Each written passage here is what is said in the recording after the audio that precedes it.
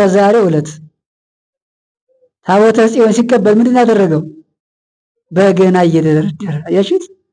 በገና የደስታ መገለጫ ነው፣ የፍቅር መገለጫ ነው። እመቤታችን የሚወዳት ሰው ፍቅሩን የሚገልጸው አንዱ በበገና ነው። ከጸሎቱ በተጨማሪ ይህም አንድ ጸሎት እኮ ነው። እንደው በተለይ እኔ ሲመታ በጣም ውስጤ የሚሰማችሁ ነገር የለም? እንደው በእውነቱ እንደው እርግጠኛ ነኝ እንደው በመምህረ ንስሐ እንደው እየተመራ ንስሐ እየገባ ስጋው ደግሞ እየተቀበለ ይህን ቢደረድሩት ያበቃል። እርግጠኛ ነኝ። ይሄ 10 ማዕርጋት አሉ። ከ10ሩ ማዕርጋት የመጨረሻው ምን ይባላል? ከወይነ እሳት ይባላል። ለዚህ ያደርሳል። ለዚያ እኮ ነው ለብቃተ አምስት ስለደረሱ በገናው ሲደረደር ዕውራን ይበሩ ነበር አይደል? ለምጻሞች ይነጹ ነበር። ለምን? በንጽህና ስለሚያርፍ መስጦ። በጣም እኮ ደስ የሚለው ነው። ስለዚህ ተጠቀሙበት። አንዳንድ ጊዜ እውቀት ብቻ የለም፣ እውቀት ብቻ ትርጉም የለውም። ዛሬ እኮ በዓለም ላይ ብዙ አወቅን የሚሉ ሰዎች አሉ፣ ግን እውቀታቸው ጥቅም የማይሰጥ ዝም ብሎ ቅድም ያልኳችሁ አልጫ ሆኖ የማያጣፍጥ መፍትሄ የማያመጣ አክሞ የማያድን ተናግሮ የማይደመጥበት ምክንያት ይሆናል። ስለዚህ ጨው ምንድን ያልኳችሁ ቅድም የጠራኋቸው ነገሮች እነዚያ ጨዎች ናቸው። እነዚያ በርበሬ ናቸው፣ ይጠቅማሉ፣ ጤና ይሰጣሉ ማለት ነው። ጤና ይሰጣሉ። ስለዚህ አንዱ ነፍሳት የሚታከሙበት የሚድኑበት ከጨለማ ወደ ብርሃን የሚወጡበት ይህ እውቀት ነው። ይህ ደግሞ በቅዱሱ በነብዩ በስመ አብ ወወልድ ወመንፈስ ቅዱስ አሐዱ አምላክ በስመ አብ ወወልድ ወመንፈስ ቅዱስ አሐዱ አምላክ በስመ አብ ወወልድ ወመንፈስ ቅዱስ አሐዱ አምላክ አሜን። ቅድመ ዓለም የነበረ በማእከለ ዓለም የሚኖር ዓለምን አሳልፎ የሚኖር ቅዱስ ቅዱስ ቅዱስ ተብሎ የሚመሰገን ቸሩ አምላካችን ቅዱስ እግዚአብሔር ከንጽሕት እናቱ ከቅድስት ድንግል ማርያም ከሌሎቹም ቅዱሳን ጋር እንደ ክብራቸው መጠን ክብርና ምስጋና ይድረስልን። የተከበራችሁ ወንድሞች፣ እህቶች፣ ሕፃናትን ጭምር በገናናው በልዑል እግዚአብሔር ስም እንደምን አደራችሁ? እንደምን ዋላችሁ? እንደምን አመሻችሁ? አሜን። የአባቶቻችን አምላክ ቅዱስ እግዚአብሔር አንድ ሆነን እናመልከው ዘንድ በደካመው አንደበታችን የሚጥመውን ስም ጠርተን እንድናመሰግነው ያደረገን በድጋሚ ስሙ የተመሰገነ ይሁን። በመካከላችን ተገኝቶ ለአጭር ደቂቃ እንዲያስተምረን የቸሩ መድኃኔዓለም ፈቃድ ይሁንልን። ኦ ማይዶት ዘበሃቤኪ አደው እሞት ውስተ ሕይወት በሚል ቃል እንማማራለን። ኦ ማይዶት ዘበሃቤኪ አደው እሞት ውስተ ሕይወት ከሞት አባቶች ከሞት ወደ ሕይወት እየተሸጋገሩብሽ ማለት ነው።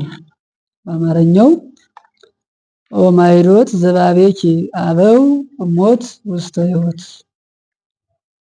ኦ ማይዶት ዘበሃቤኪ አደው አበው እሞት ውስተ ሕይወት፣ አባቶች ከሞት ወደ ሕይወት የተሸጋገሩብሽ ድልድይ በሉት ሁላችሁም። አባቶች እናቶች ከሞት ወደ ሕይወት የተሸጋገሩብሽ ድልድይ። የትምህርታችን ኃይለ ቃል የሚሆነው ይህ ነው። አምላካችን እግዚአብሔር በዚህ ቃል ተገኝቶ እንዲመክር እንዲያስተምረን መልካም ፈቃድ ይሁንልን። እንግዲህ ከሞት ወደ ሕይወት የምንሸጋገርበት አለ ማለት ነው። መቼም ሞት አስከፊ ነው፣ አስፈሪ ነው፣ አስደንጋጭም ነው። ግን ደግሞ ከሞት የምናመልጥበት ሞትን ጠጥቀነው የምንሄድበት ድልድይ መሻገሪያ አለን ማለት ነው። ይህ ቃል ከሊቃውንቱ ገብቶ የሚነገረው የትህትናው፣ የንጽህናው፣ የቅድስናው ሊቅ አባ ሕርያቆስ የተባለ አባታችን በቅዳሴ ማርያም ወይም በነገረ ማርያም ተብሎ በሚጠራው መጽሐፍ የተናገረው ኃይለ ቃል ነው። ሕርያቆስ ማለት ንብ ማለት ነው። ንብ ከተለያዩ እጽዋት ቀስማ ማር ትሰጣለች። አባታችን ቅዱስ ሕርያቆስ ደግሞ ከብሉያቱ ከአዲሳቱ አውጥቶ ይህንን የሚጥም የእመቤታችን ቅዳሴ ተናግሯል። ያው ብዙ አይነት የስሙ ትርጓሜ ያለ፣ ግን ከጊዜ አንፃር ወደዚህኛው እንግባና ከሞት ወደ ሕይወት መሸጋገሪያ ድልድይ፣ አንድም ከኃጢአት ወደ ጽድቅ መሸጋገሪያ ድልድይ፣ ከጨለማ ወደ ብርሃን የምንወጣበት ድልድይ፣ ከሲኦል ወደ ገነት የምንወጣበት ድልድይ ብሎ ሊቁ ይናገራል ማለት ነው። ኦ ምራግ ዘባቤኪ፣ ኦ ምራግ ዘባቤኪ፣ ኦ ምራግ ምድር ውስተ ሰማይ፣ ከምድር ወደ ሰማይ ለመውጣት ከሰማይ ወደ ታች ለመውረድ መሰላል፣ ከምድርም ወደ ላይ ለመውጣት መሰላል ነሽ ይላታል።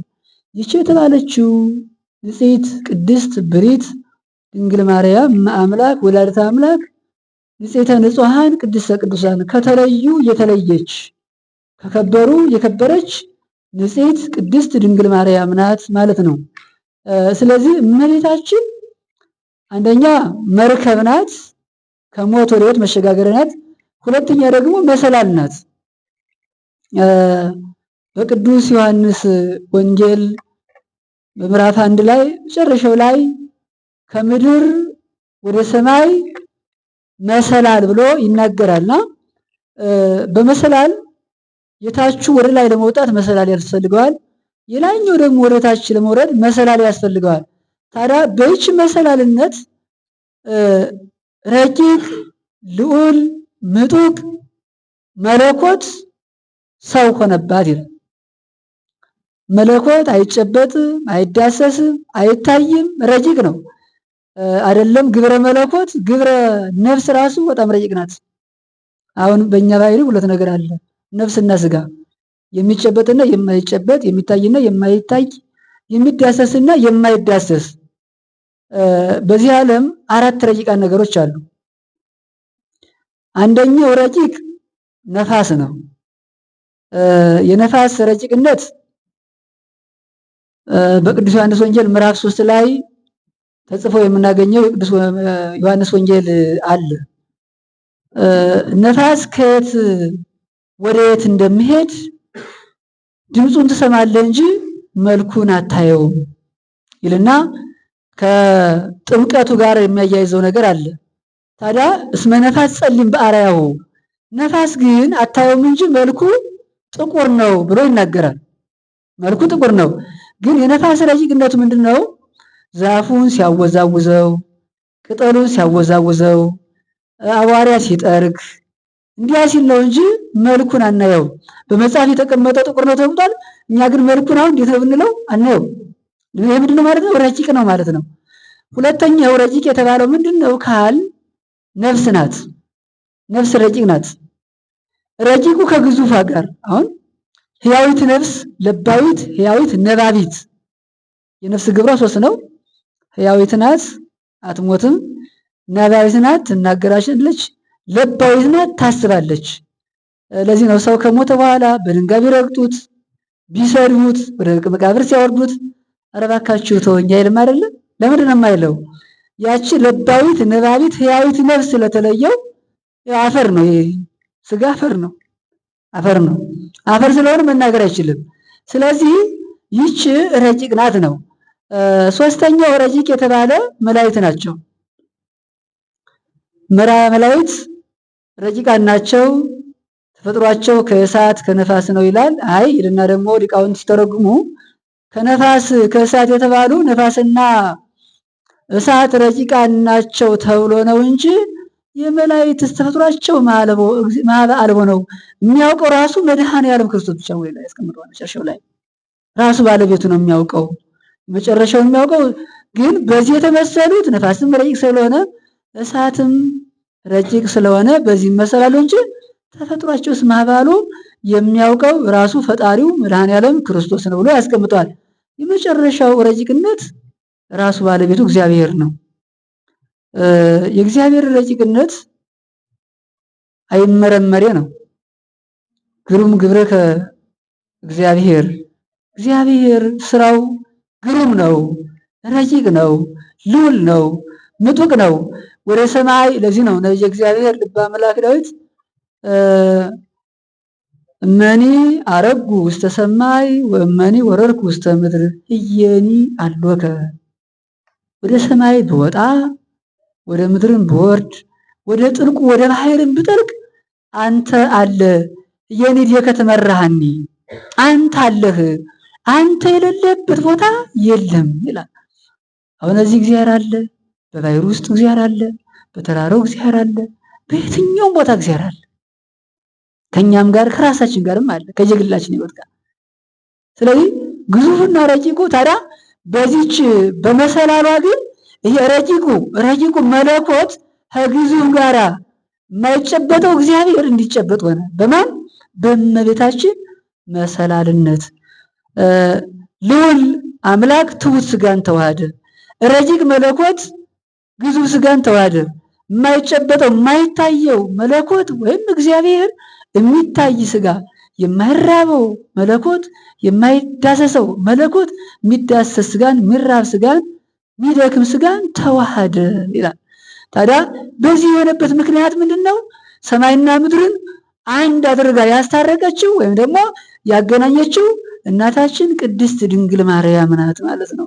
ታዲያ እግዚአብሔር ደግሞ ቸርነቱ ይህችን እናት አለ በእመቤታችን ሰማይና ምድር ታርቀውባታል። ሰውና እግዚአብሔር፣ ሕዝብና አሕዛብ ሁሉም ተለያይቶ ነበረ። አንድነት የተፈጠረው በእመቤታችን ነው። በእውነቱ አንድነት ዛሬም እኮ እናታችን አለች። ግን በእኛ ጊዜ ግን አንድነት እየጠፋ መለያየቱ እንደምታውቁት ማለት ትንሽ ያስቸግራል። በእኛ ያልተበላሸ ነገር የለም። በእውነቱ በእኔም በእናንተም ሕይወት ዘመን ብዙ ነገር ተበላሽቶብናል። የተበላሸውን ግን ማን ይጠግነው? ሰው ሲታመም ሕክምና ይላል እንዴ? ሕክምና ሄድና ዶክተሩ የሚል እንዲያ ብሎ አክሞ ይሰደዋል። ዛሬ ሰው ተበላሸ፣ ታመመ፣ ሐኪም ጠፋ። አገር ታመመ፣ የሚያክም ጠፋ። ማን ያክመው? ሁሉም ዶክተር ነው። ሁሉም አዋቂ ነው። ሁሉም ተናጋሪ ነው። ሁሉም ጸሎተኛ ነው። ሁሉም ጻድቅ ነው። ሁሉም አማጺ ነው። ሁሉም ተመሳስሎ አንድ ሆኖ እግዚአብሔርን አስቀየም በእውነቱና እስመ ብዛ ጠበብት መድኃኒተ ዓለም ውእቱ ይላል። እስመ ብዛ ጠበብት መድኃኒተ ዓለም ውእቱ፣ የሊቃውንት የጥበበኞች መኖር ወይም ደግሞ መብዛት የዓለም መድኃኒት ነው ይላል። የዓለም መድኃኒት ነው። በጸሎቱ ዓለምን የሚያክም አለ። በእውቀቱ ዓለምን የሚያክም አለ። በትህትናው፣ በፍቅሩ፣ በንጽህናው ዓለምን የሚያክም አለ። ሳይንሳዊ እውቀት ብቻ ሳይሆን መንፈሳዊ ነገር የሌለው እውቀት ጥሬ ነው፣ አልጫ ነገር ነው። አሁን አልጫ ጨው ካልተጨመረበት ጥቅም አለው፣ በሽታ ነው የሚሆነው። አልጫ የሚበላ ሰው ሁሌም ጤነኛ አይደለም። ሆዱ ይታወካል፣ ይንጫጫል፣ እንዲያ ይላል። ስለዚህ ምን ይባላል? በርበሬ ጨምረህ ጨው ጨምረህ ተመገብ ይባላል። ስለዚህ ጨው የተባሉ መንፈሳዊ እውቀት ያላቸው፣ ትህትና ያላቸው፣ ፍቅር ያላቸው ሰዎች ጨው ናቸው። የሰውን ሕይወት ያጣፍጥ። ልክ እንደዚህ እንደወንድማችን እንደ ገብረ ኢየሱስ ምን ያኛው ስም አላውቀውም። ያኛው ለቆ ይሄኛው ይሻላል። ቅርብ ጊዜ ነው ያወቅኩት።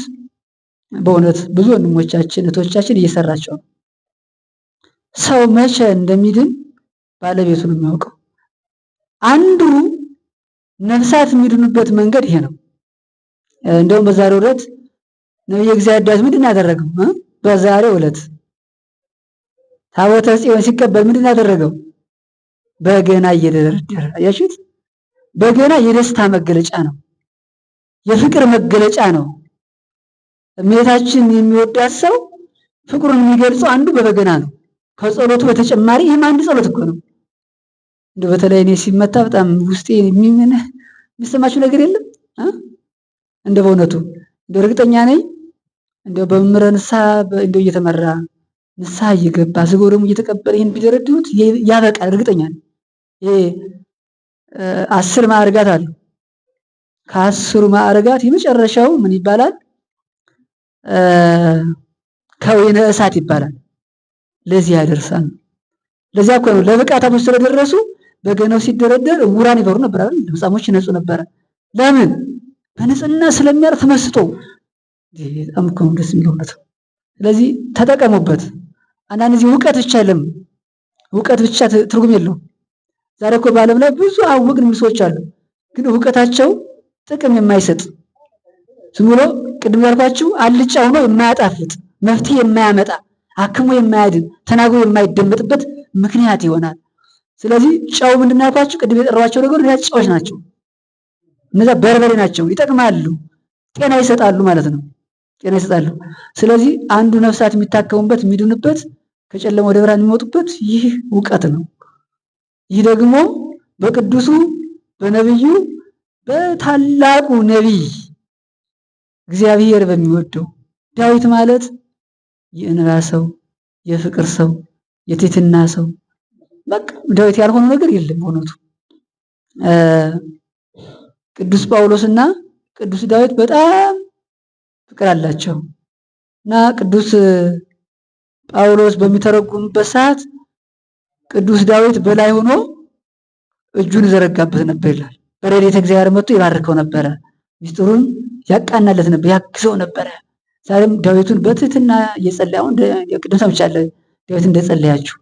ስለዚህ ዳዊት ስትጸልዩት ቅዱስ አሁን እዚህ እኮ አለ። አንደኛ በሱስ ነው የተሰባሰበው፣ ሁለተኛ ደግሞ አምላካችን አስበን በአምላካችን ፍቅር ተነድፈን ምንም ይሁን ምንም የእግዚአብሔር ፍቅር የለው ሰው ወደዚህ አይመጣም። መቼም ነው እግዚአብሔር ፍቅር የለው ሰው ወደዚህ አይመጣም።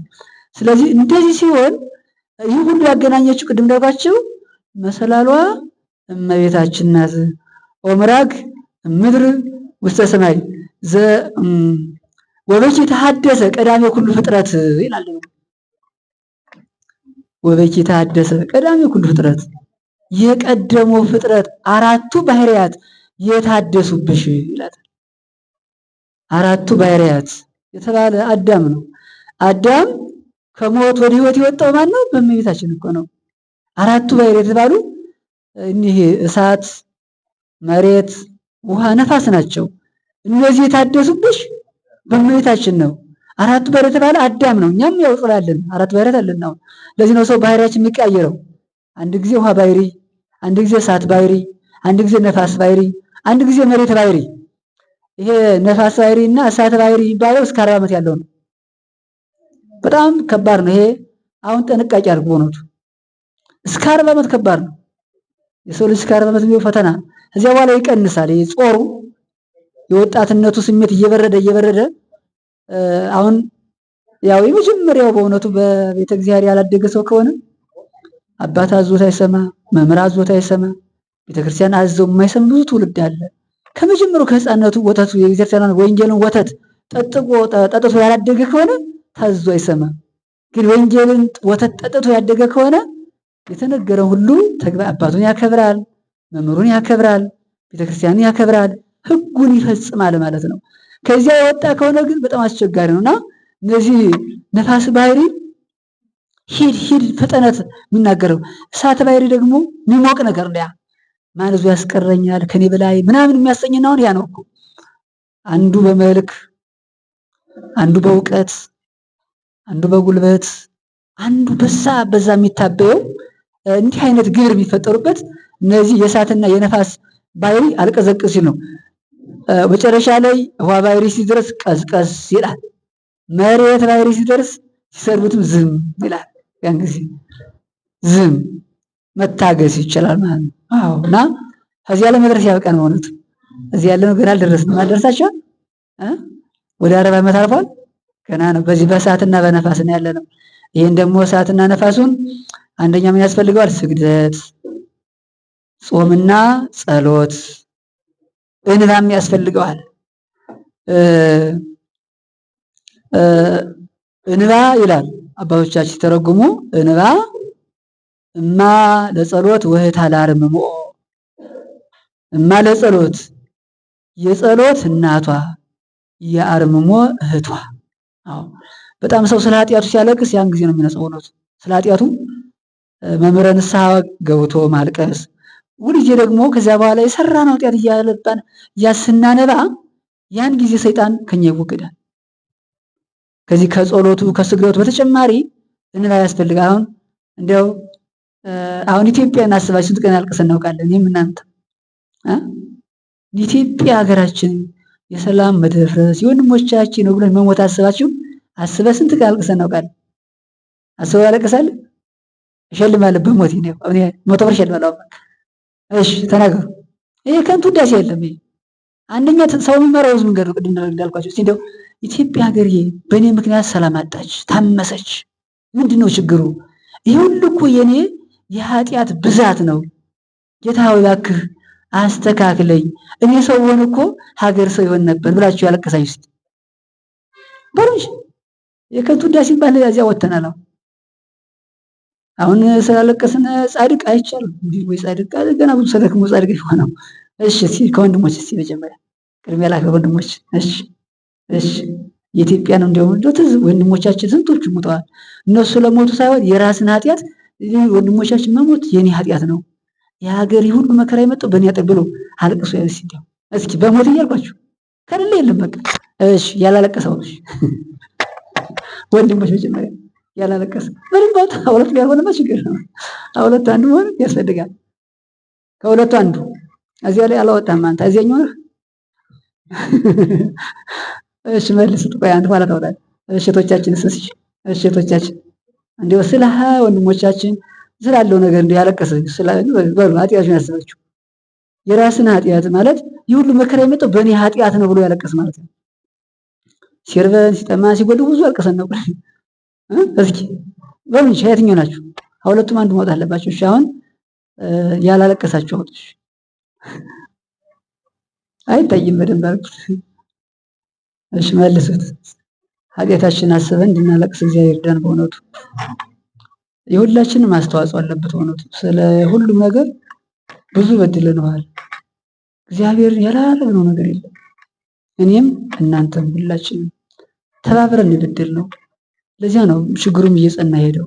ደግሞ ተባብረን ብንፋቀር ደግሞ ብናለቅስ ደግሞ የኔታ በረከታቸው የደረሰና የኔታ ነብይ ልውል የሚባሉ ስማዳ አካባቢና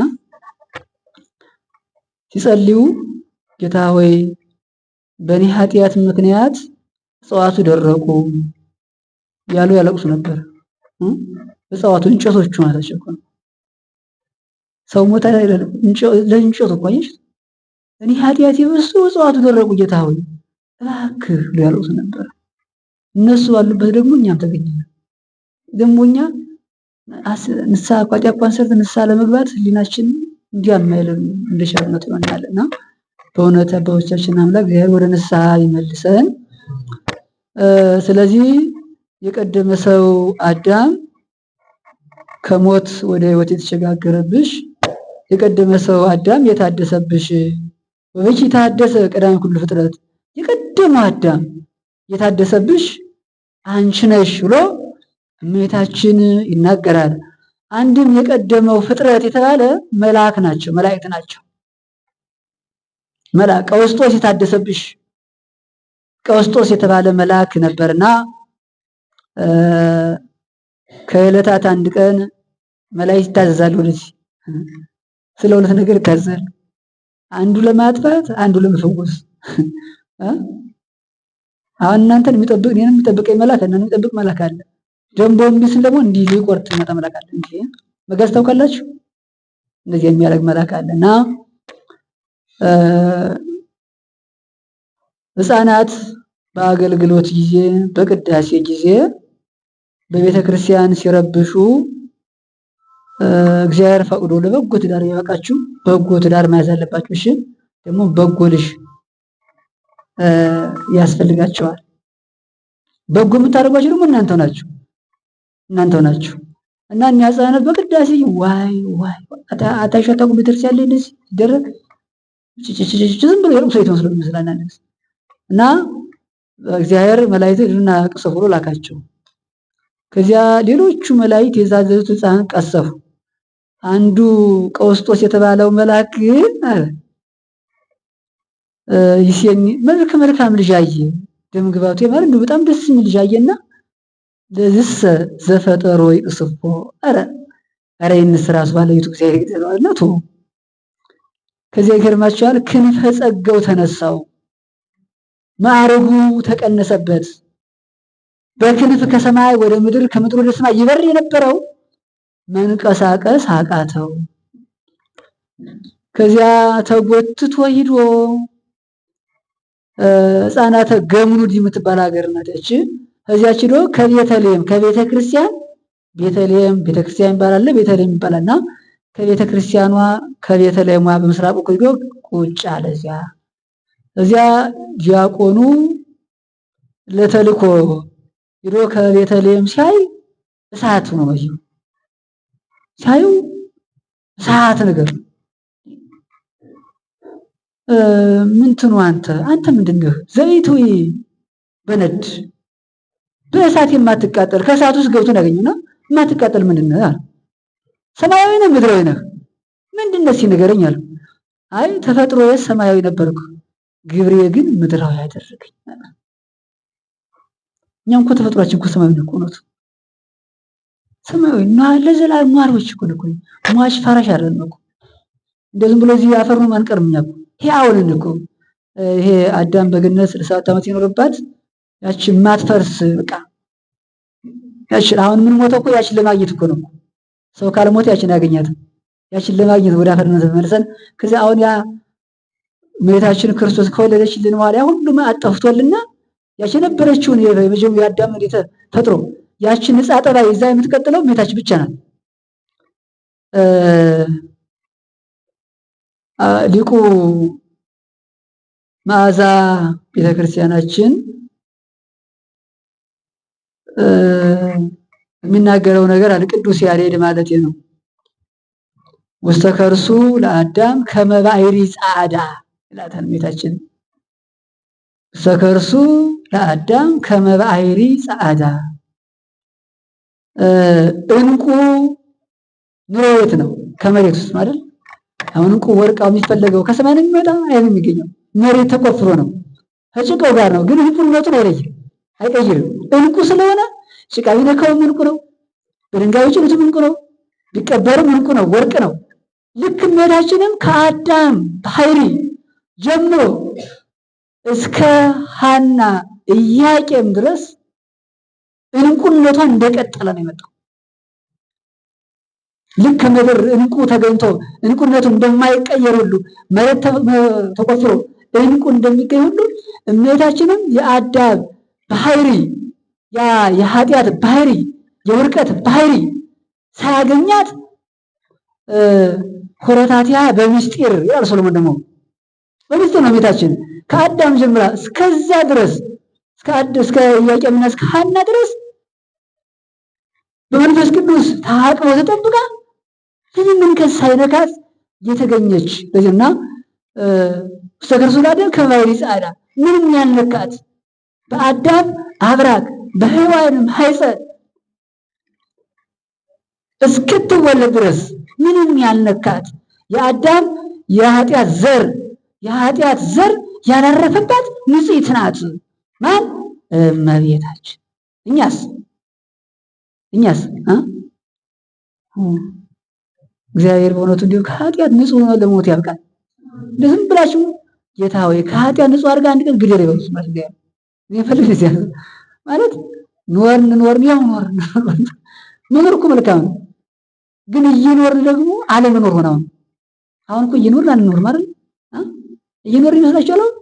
የሚገባኝ እየኖርክ እንደማልኖር መስታወት ከዕለት ወደ ዕለት እድሜ በጨመረ ቁጥር ኃጢአት መጨመር፣ ክፋት መጨመር፣ ተንኮል መብዛት፣ የኃጢአት ዘሮች እየበዙ መሄድ ሆነ እና እግዚአብሔር ቸር ነው እኮ አሁን ከትናንት ለዛሬ ደግሞ ለነገ እዚያ ይችላል ደግሞ ኳት እየሰራ ደግሞ ይጨምራል። ሸር ስለሆነ እኮ ለምን እንደሚጨምርልን ለንስሐ ፍሬ እንድናፈራ እኮ ነው እግዚአብሔር ለንስሐ ፍሬ እና እመቤታችን እንደዚያ ሆና ተገኘች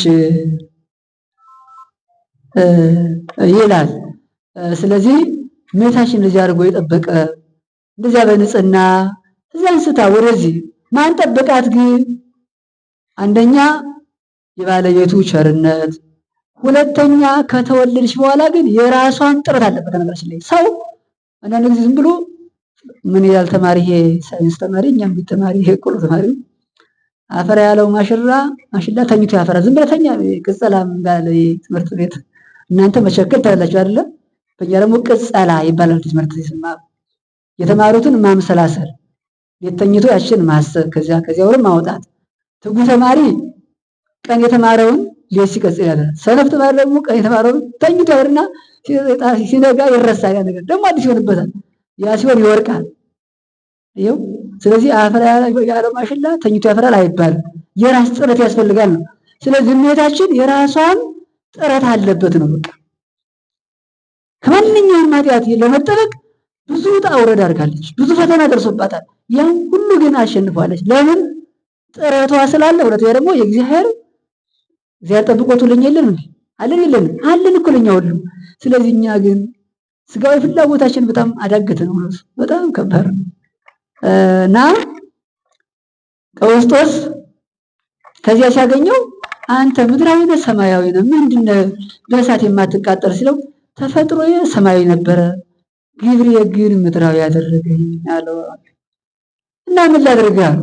አይ ሂድና ለሚመለከተው አካል ንገርልኝ፣ ተሰነካኩኝ ተቀምጫለሁ ማለት ሂድና ለቤተ ክርስቲያኑ መሪ ነገረለት። ሄድና ምን ላድርግልህ አለው። ሂድና ለእናቴ ለድንግል ማርያም ንገርልኝ ብሎ ሂድና ከእመቤታችን ንገርልኝ አለው። ሂዶ ከእመቤታችን ስዕል ተደፍቶ እባክሽ እናቴ፣ አረ ችግር መጣ፣ አረ መፍትሄ፣ ሰማያዊ የነበሩ ምድራዊ ሆነ፣ ኃያል የነበሩ ደከመ፣ ምን ላድርግ? እመቤታችን አለችው ሂድና ክንፍና ክንፉን ይዘህ አለችው ተንስ በስሙ ለኢየሱስ ክርስቶስ ወበስማ ለእግዝእትነ ቅድስት ድንግል ማርያም። ሂድና ክንፍና ክንፉን ይዘህ በኢየሱስ ክርስቶስ ስምና በቅድስት ድንግል ማርያም ስም ተነስ በለው አለችው። ያን ጊዜ ክንፉና ክንፉ ሰው እኮ ነው፣ መልአኩ ነው ባለሽ እሳቱን ሰው ያዘው።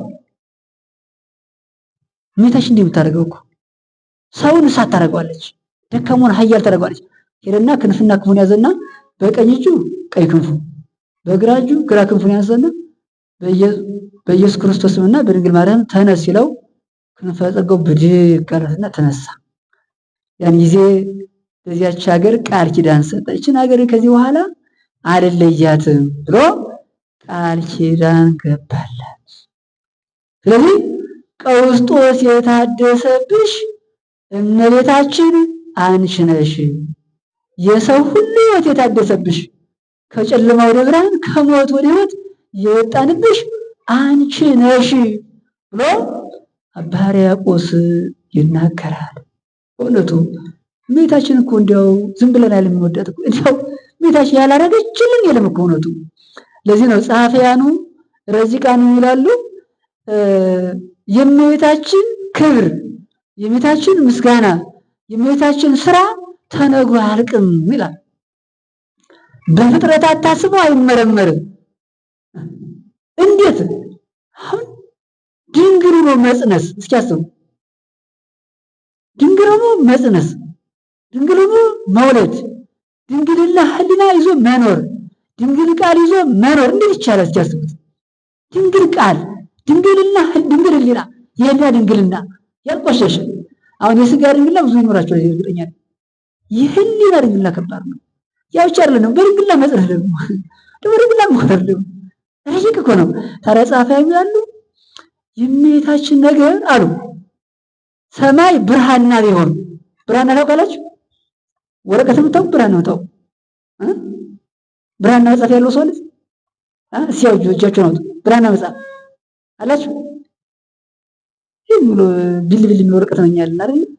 እና ሰማይ ብርሃንና ቢሆን አለ መላእክትና ሰው ጸሐፊያን ቢሆኑ አስቡ። ሁሉም ሰው እኮ ነው ሁሉም ሰውና ሁሉም መላእክት ጸሐፊያን ቢሆኑ እጽዋት እንጨቶች በየዓለሙ ያሉ እንጨቶች ብዕር ቢሆኑ ውቅያኖሶች በዓለም ያሉ ውኆች ደግሞ ቀለም ቢሆኑ ያ ሁሉ ሆኖ የእመቤታችን ነገር ተጽፎ አያልቅም፣ ተነግሮም አያልቅም። ዝም ብሎ እጹብ ነው የእመቤታችን ስራ። ታርጋ ያልገባው ደንቆር ደግሞ ወጥቶ ዝም ብሎ እመቤታችን ሰው ናት፣ እኛ ምን እግዚአብሔር ናት አለች። እኛ እግዚአብሔር ናት አለች። እመቤታችን ናት። በቃ የአምላክ እናት ናት፣ የእኛም እናት ናት፣ አማላጃችን ናት። አይደለም እኛ ለምድራዊ ያለ ሰዎች መልአክን ከእግዚአብሔር ጋር ያገናኘች እመቤታችን ናት እኮ። ለቀውስጦስ የደረሰች እመቤታችን ናት እኮ። ከመጸገኑ የመለሰችው እመቤታችን ናት እኮ። አይደለም ለሰዎች መርዳት ቀርቶ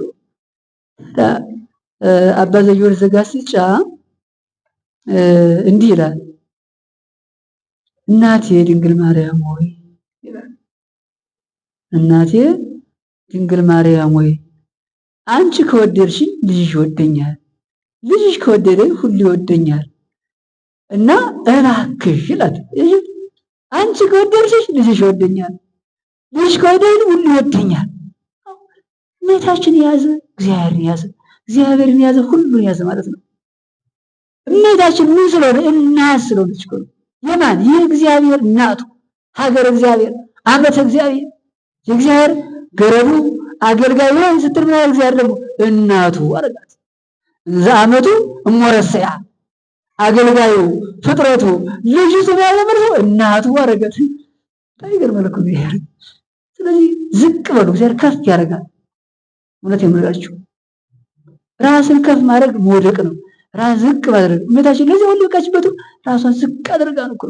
እመቤታችን አስቡት እስኪ እግዚአብሔር ስትጸንስ በስደት፣ እግዚአብሔር ስትወልድ በስደት፣ አዝላ በስደት፣ ሁሌ በስደት፣ ሰዎች ሲያንገራግሯት፣ ሰዎች መከራ ሲያበዙባት፣ መጨረሻ ላይ አንድ ቀን ሄደችና ባህር ላይ ደረሰች። እባካችሁ ብር የለኝም፣ እባካችሁ ጀልባ አሳፍሩኝ አለቻቸው። እናቴ ድንግል ማርያም አተወት መዚህ አላደረገ። እዚያ ባለጀሎ ብር ክፈይ አሏት። ብር ማመቻለኝ አለች። ኧረ እባካችሁ ይንጻል ጌታን ዛቆር አየሽ። ሰው ግን ክፋቱ ነው። እውነቴን ነው። እግዚአብሔር ገንዘብ ቢሰጣችሁ ወቃት ቢሰጣችሁ እንዲሰጣችሁን ነገር ለመልካም ነገር አውሉት። እውነት በሞት ቢሰጣችሁ ነገር ለመልካም ነገር አውሉት። እኛ ጀለበኞችም ቢብለዋት ሄር ጥለዋት ብቻዋን እዚያ ባህር ዳር ቆመች።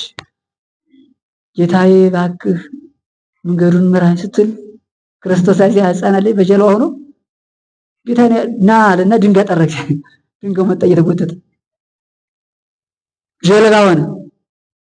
ባህሩ ላይ ገባው ድንጋዩ ሆነ ጀልባ በጀልባው ተጓዝ። በቃ ድንጋያቸው እኔም አምላክነቱን ገለጸ። ሰዎች እንዲህ ባሉበት ሰዓት እግዚአብሔር ይመጣል። ሰዎች በሚያሳድዱ ሰዓት እግዚአብሔር ይመጣል። አብረህ ግን አታሳድ። ከሚሰደዱት ጋር እንሰደድ፣ ከሚያሳድዱት ጋር ግን አናሳድ። ከሚራቡት ጋር አብረን እንራብ፣ ከሚያስርቡት ጋር ሰዎች እንዲራቡ ግን አናድርግ። ከሚጸልዩት ጋር አብረን እንጸልይ፣ ከሚተኙት ጋር አብረን አንተኛ። ከሚነጹት ጋር አብረን እንንጻ፣ ከሚዘሙት ጋር ግን አብረን አንዘሙት። ራሳችንን ጠብቀው። ንጹህ ክቡር እኛ እኮ ንጹህ ዕቃ እኮ ነው። ንጹህ ዕቃ እኮ ነው። ሰው በጣም ንጹህ ዕቃ። አሁን እንጀራ መሶብ ክብር አለው አይደል? እንኳን የእግዚአብሔር እኛ እኮ የእግዚአብሔር መሶቦች እኮ ነው። እግዚአብሔር ቤት ተብሎ የተጠራ ሰው እኮ ምን ያህል ክብር አለው መሰላችሁ? ቤተ እግዚአብሔር ሰው እኮ ነው ራሱ። እንደውም አንድ ልቅ ምን አለ? ኢየሩሳሌም ለመሄድ 500 ሺህ ብር ትፈጃለህ። እስቲ ኢየሩሳሌም ያልሄድም ማለት እንግዳ ኢየሩሳሌም ነው አለና ሄርናን ወንድሙ ሆዱን ሳበው። ሆዱ ኢየሩሳሌም ማለት ይሄ ነው አለ።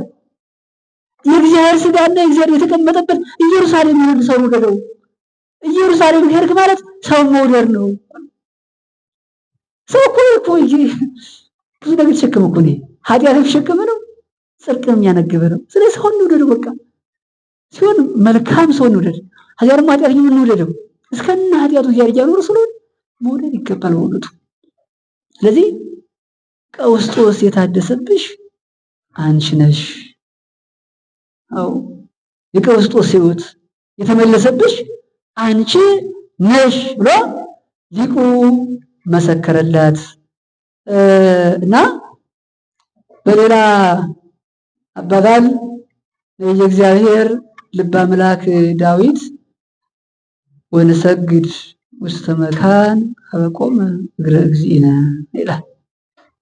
የአምላካችን እግር በቆምበት እንሰግዳለን። የእግዚአብሔር ልበ አምላክ ዳዊት በመዝሙር 31 ላይ ሌሎ ይናገራል። የአምላካችን እግር በቆመበት እንሰግዳለን። አምላክ የቆመው የት ላይ ነው? አምላክ የት ላይ ነው ያለ?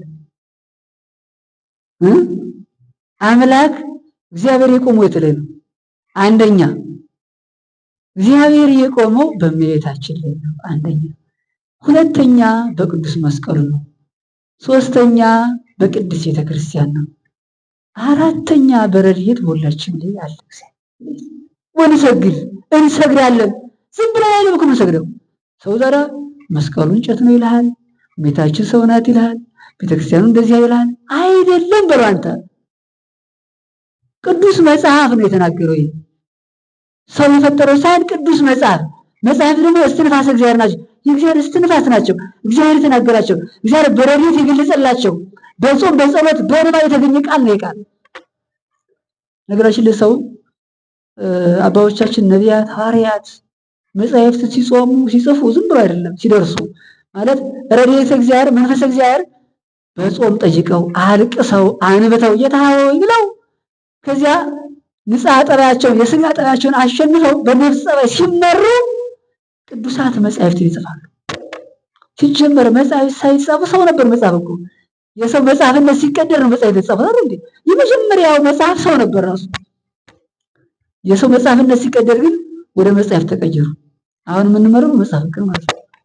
ዛሬም አለቦቻችን እኮ መጽሐፍ የሆኑ አባቶቻችን የምናነባቸው ሕይወታቸው መጽሐፍ የሆነ ሰዎች ወንጌል የሆነ ወንጌል በሰዎች ስራ የሚገለጽ ማለት ነው። ባነጋገራቸው፣ ባረማመዳቸው፣ ባባላላቸው፣ ባስተያየታቸው፣ ባስተሳሰባቸው፣ በጸሎታቸው፣ በፍቅራቸው መጽሐፍ የሆኑ ሰዎች አሉ። እናቶችም አሉ፣ አባቶችም አሉ። ሁሉንም ጨርሰን አላጣንም። ብቻ ሁሉም ባይኖር ማርማን ይሆን ይቻለ ምን ትሆን ነበረ? ኢሳይያስ ይላል ከመሰዶም እምኮነ ወከመ ገሞራ መሰልነ እግዚአብሔር ኪያኪ መያትረፈለነ። እንደ ሰዶምና እንደ ገሞራ በተቃጠል ነበር አንቺን ለዘር ባያስቀርልን ኑሮ አለ ኢሳይያስ። ከመሰዶም ኮነ ወከመ ገሞራ እግዚአብሔር ኪያኪ መያትረፈለነ። እግዚአብሔር አንቺን ለዘር ባያስቀርልን አለ በተቃጠል ነበር። ሰዶምና ገሞራ ዓለሙ ሰዓት ፍጥረት ሁሉ ሰዓት በልቶት የቀረው እርኩን ተብሎ የቀረው ብሎ ምንም ሳይተርፍ የቀረው አይሽ። እንደዚያ ግን ያ እንዳይሆን አለ አንቺን ሰጠ። አንቺን ንጽሐ ጠባይ ሳይልብሽ በቅድስና በንጽህና አንቺን ባይተውልን ኖሮ፣ አንቺን ባይሰጠን ኖሮ እግዚአብሔር አንቺ እናት ባትሆኚን ኖሮ፣ አንቺ የአምላክ እናት የኛም እናት ባይቶኝ ኖሮ ማን ያድነን ነበር? ማን ሲሆን ነው? እሷ አትወር በእውነቱ እንደውም ሲሆን እግዚአብሔርን ያየነው በቤታችን አይደለም እንዴ? የእግዚአብሔርን ስጋ መብላት ይቻላል። እግዚአብሔርን መጣ ይቻላል በቤታችን አይደለም እንዴ? ቤታችን መሶባችን እኮ ናት። የክብር መሶባችን፣ የክብር መጽዋችን እኮ ናት ቤታችን እኮ። ማዕዳችን እኮ ናት እኮ። እንደው ሰው ማዕድን ይነክሳል እንዴ እናንተ? ሰው ማዕዱን ይማታ ይረብ በሩጫ ይመታል እንዴ? እንደሱ አንዳንድ እናቶች እኮ አሉ እንደው እንጀራ በልተው ይጨርሱ ተመስገን ጌታዬ ክብር ምስጋና ይደርሱልና የበሉባትን መስል ያረጋታል አይደል? አንዳንዶች ብዙዎች ያረጋሉ። ደግሞ ጋጥ ወጡ አስጀምር አሁን አይለበስ ይጨርስ ተዛ ይለው ዝም ብሎ ሲያገኝ እንደ ፈረስ ብሎ ፈረስ ያመሰግናል። ቋንቋ አለው የሚያመሰግንበት። እንደው እኮ የማያመሰግን ውሻም ያመሰግናል። የማያመሰግን ፍጥረት የለም።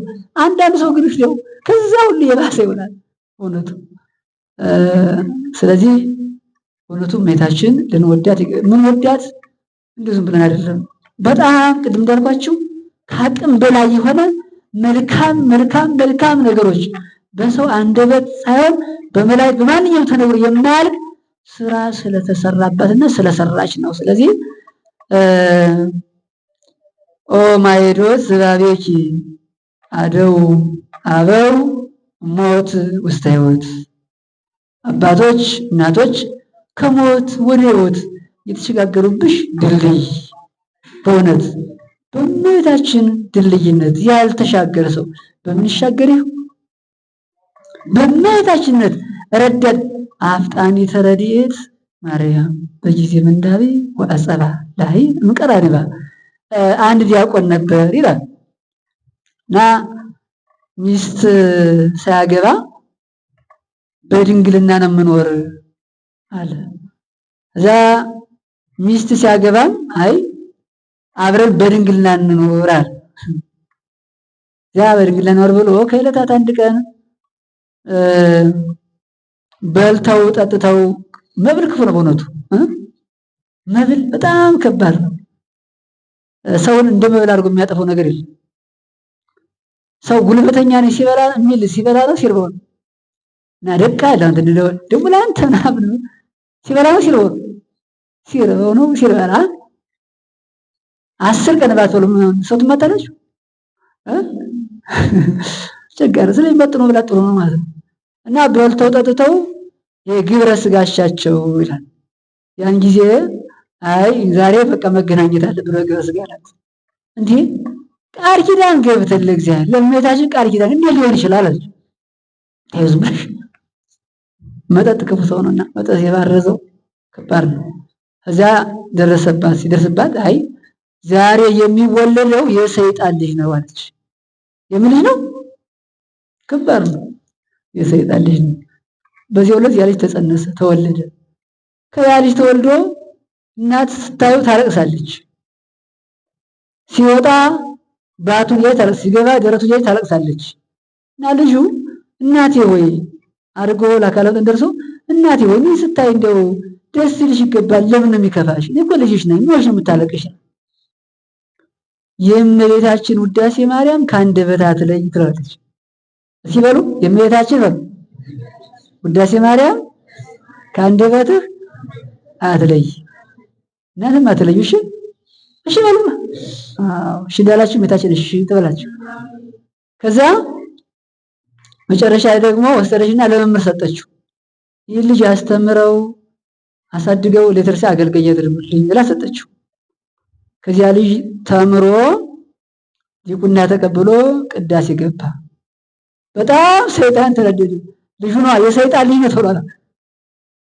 ከዚያ ቅዳሴ ገብቶ ተንሱ ለጸሎት ብሎ ካህኑ ሰላም ለኩልክሙ ብሎ ሲል ደግሞ ዛሬ ሳላለና የኛ ልጅ ለዚህ ደግሞ ለቅዳሴ ማን አገባው ነው? በቃ ሰይጣን ሞት ወረደ። የተወራ አወረደው መቀመጥ እንደዚህ ነው ኩተል።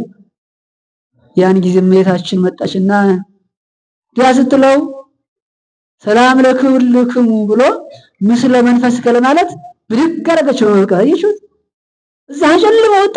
እንደገና ምስለ መንፈስ ከለማለት ተበቃው። አፍጣኒ ተረድኤት ማርያም በጊዜ ምንዳቤ ወአጸባ ላይ ነው። አይን ተጨፍኖ ከሚገለጠው ፍጥነት በላይ የእመቤታችን ረዳትነት የበለጠ ነው። ያልሽ እንዲህ አድርጋ ከሞት አዳነችው። ሰይጣን ከባድ ነው፣ ደፋር ነው። ሰይጣን ቁንጫ፣ ዝንብ ሆነው ድፍረታቸው ከባድ ናቸው። አሁን ዝንብ ስታዩት አተከበረው ማየት ነገስታቱ ከምናምን ቆጭ ሽንቴ ቆይቶ ቁንጫ ደግሞ ይልና ንጉሱ ከራሱ ላይ ከጳጳሱም ከራሱ ላይ ቁጭ ይላል። ሰይጣን እንደዚያ ነው። ሰው አይፈራም። የሚፈራው ንጽህና የንጽህና ጉልበት እመቤታችን በጣም የሚጠራት እኮ ለዚያ እኮ ነው። ሰይጣን በዚህ ዓለም እንደምታች አድርጎ የሚጠራ ዛሬ መናፍቃን እኮ የሚጠራት ለዚያ እኮ ነው። የሰይጣን ልጅ ስለሆኑ እመቤታችን ይጠሯታል። ለምን? አባታቸው ዲያብሎስ እንዲሞት ያደረገችው ፊታይ ስለሆነ እንዲቀጠቀጥ ያደረገችው ኃይሉን መርዙ እንዲወጣ ያደረገችው እመቤታችን ስለሆነች ዛሬ እመቤታችን ላይ ሁሌ ይናገራሉ። ልቦና ይስጣችሁ። በእውነቱ እንዲያው መችስ ወንድም እየሞተ ምን አይሳቅ። ልቦና ይስጣችሁ ወንድሞቻችን። አብረን ትኸልን አብረን እግዚአብሔር ፈጥሮ እግዚአብሔር መግቦ አሳድጉ። አቤቱም አበርዞ ያሳደጋችሁ መግቦ በዝናብ አብቅሎ በፀሐይ አብስሎ በነፋስ አበጥሮ መግቦ እናቱን የሚሳደቡ እርሱን የሚሳደቡ አሉ። መድኃኔዓለም ኢየሱስ ክርስቶስ ይቅር ባይ ነውና ልቦና ይስጣቸው። ስለዚህ እመቤታችን ያዙ ነው የምላችሁ። በኪስ ክትት ይታግነታ በይሳችን ከት ልቦና እዚህ ላይ መመካት እኔ እናቴ ድንግል ማርያም አንቺ አለሽልኝ ተዝባቅ አማልጅኝ ከኃጢአት አውጪኝ በጎ ሰው አድርጊኝ እባክሽ እናቴ በሏት። እመቤታችን ትመጣለች። ለዚያ ልጅ እንደደረሰች ፈጥና እንደደረሰች ከዚያ መከራ ከጨለማ ከሞት አድና ለእግዚአብሔር ለቅዱስ ቃሉ ምስለ መንፈስከ ለማለት እንዳበቃችሁ ሁሉ እኛንም ከኃጢአት አወጣ በጽድቅ ከቆሻሻነት አወጣ በንጽህና ታኖረናለች። ምን እመቤታችን ያህል እናት ያለው ሰው አትዘኑ። ደግሞ ደስ ይበላቸው ነው። እንዲያው በዚያ የሚያስደስቷችሁ ምን ነገር አለ? በምን ትደሰታለች? ሲነገር ወይንም የተናገረች በምን ትደሰታለች? ወንድሞቻችን የሚያስደስታችሁ ምን አለ? በዚህ ዓለም የለም እናንተ ሲል እንደው በእውነቱ የእግዚአብሔር ልጅ በሆነች ደስ አይላችሁ? የእግዚአብሔር ልጅ ዓለሙን የፈጠረው ዓለሙን የያዘው ዓለሙን የሰራው ሁሉን የሰራው የመድኃኔዓለም ልጆች ኮንመኝ እናት። ሁለተኛ የእመቤታችን ልጆች የአምላክና የእኛም እናቶች እዚህ በላይ ምን ሀብት አለ? በእውነቱ እንደውም ይሄ የሚፈርስ እኮ ነው። አሁን ድንጋይ በድንጋይ የሚፈርስ በቃ ፍርስርስ የሚል የማይክሮ ሰከንድ ደስታ ምንም አይደለም። በእውነቱ በዚህ ደስታ ይበላል። በእግዚአብሔር ነው ንትፈሳ በእግዚአብሔር ነው በእግዚአብሔር ደስ ይበለን አለ ዳዊት። ሌላ ሁሉ ጊዜያዊ ነው። ነገ ወደ መከራ ወደ ሀዘን ይቀየራል። በእግዚአብሔር ያለው ደስታ ለዘላለም የጸና ይሆናል ነው። ስለዚህ አባቶቻችን ከሞት ወደ ሕይወት ሲሻገሩብሽ ድልድያችን ለእኛም ድልድያችን ናት እመቤታችን። የኢትዮጵያን መከራ አሳልፋ ከመከራ አውጣ ወደ መልካም ነገር ትቀይርልን። ሁላችንም ከአሳር ወደ ክብር ተመልሰን ስብሐት ለእግዚአብሔር ወለወላዲቱ ድንግል ወለመስቀሉ ክቡር ይቆየን።